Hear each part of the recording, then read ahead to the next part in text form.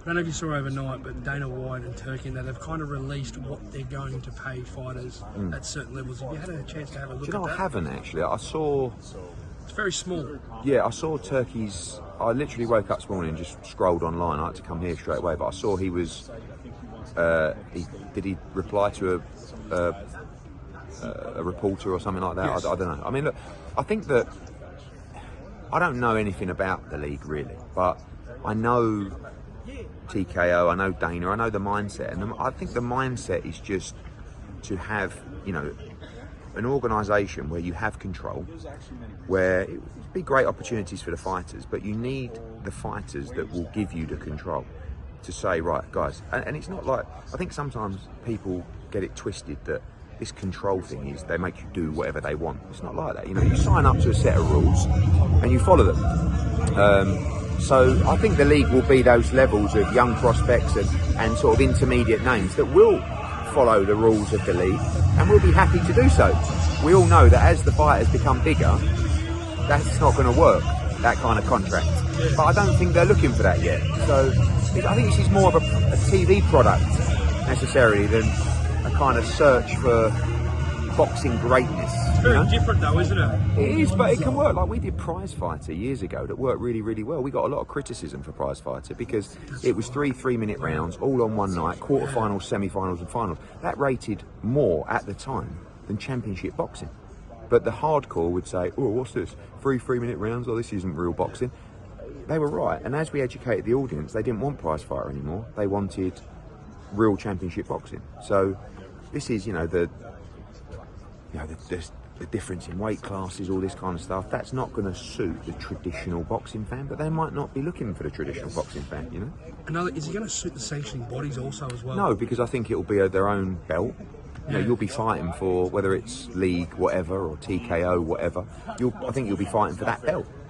But, you know, you've got to look at the level of competitor, and they might not, you know, they wouldn't be fighting for championship belts anyway, really, because I don't think the guys that are going to be in the league initially are world championship level.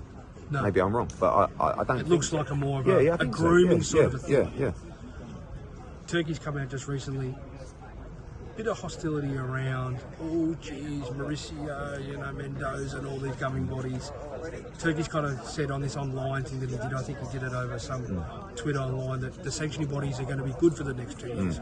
We're going to work in with them. Is that something that traditional boxing fans and people who've been around boxing, we still want to see Scott Nicholson fight for the green belt? But the fighters do. Yeah, do you know what I mean? That, like, I get the whole thing about, like, you know, this is not a situation where, you know, governing bodies, in my opinion, are going to dwindle. I disagree. You know, fighters want to see and want to fight, for world championship belts. Of course. They don't want to fight for a Matchroom belt or a TKO belt. They don't know. Maybe at a certain level where it's like, wow, I could fight for a match. They want the history, they want the legacy.